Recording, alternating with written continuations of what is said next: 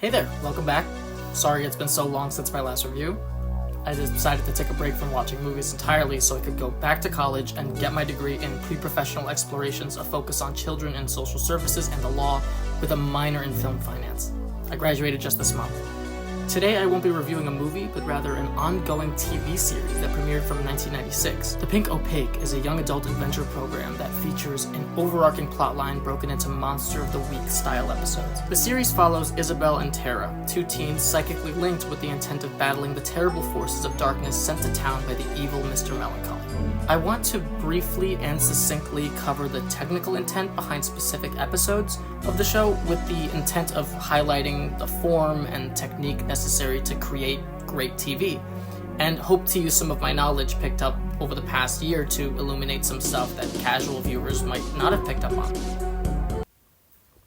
I'm going to start with an episode from the series' first season, episode 105, The Graveyard Shift, in which we're introduced to a new character in town, a young woman who has already been captured by the series' main antagonist and was warped into a monster that terrorizes the local burger joint. The episode is shot on location at a McDonald's in Gravesend, New York, and it uses a 3-point lighting system to properly display the performances, which are okay.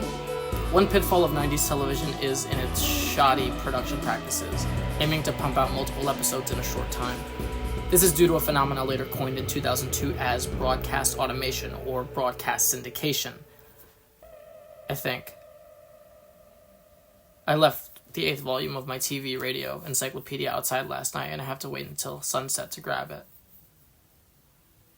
I don't want to burn. The film form at play, however, not only saves these performances, but it elevates them through good shots and good lighting. Tara and Isabel are successfully able to defeat and free the new girl from her kidnapping and subsequent brainwashing, and she becomes one of the first regulars on the show to join the two, along with nearly 100 other neighborhood kids in the psychic plane. The episodes I'm covering today will be actually the new girls episodes specifically, in hopes that we can see how a performance can be informed and enhanced by film language and technique. Jumping ahead to episode 202, Welcome to the Scar Wash, Isabel and Tara are tipped off to a sighting of a nasty mutant pigeon that hovers above the local car wash late at night and devours any locals who enter for a late night cleaning. The ensuing mess is enough to coat your windshield. The new girl character is featured briefly in this episode, as the protagonists reach out to different kids throughout the psychic plane in order to get help connecting these disappearances. She has a quick dialogue with them, her scene obviously filmed at a separate day and time and in soft lighting. Artificial lights typically tend to lend a more controlled view of a scene, where natural or outside lighting can be much more unpredictable and sporadic to shoot in. Some projects even have to hold off on shooting days during the summer in order to wait for overcast days, since sunlight itself tends to be so harsh to film under. The sun is terrible, and I never want to see it again. It's safe in here.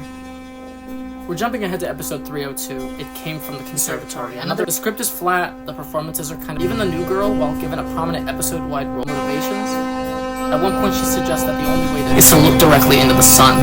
That doesn't make sense.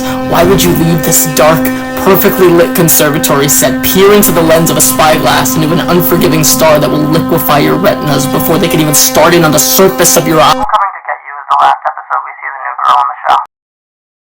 Her fate is left open-ended. Implies that she still shares a connection to the psychic plane. She froze herself in ice, along with the homecoming queen spider, in order to save the school. But it's morning now. The sun is peeking in. The melting ice feels like a cold sweat. Yes, the creature will return and wreak havoc, but the new girl stopped it before. She can manage it again. She's everything.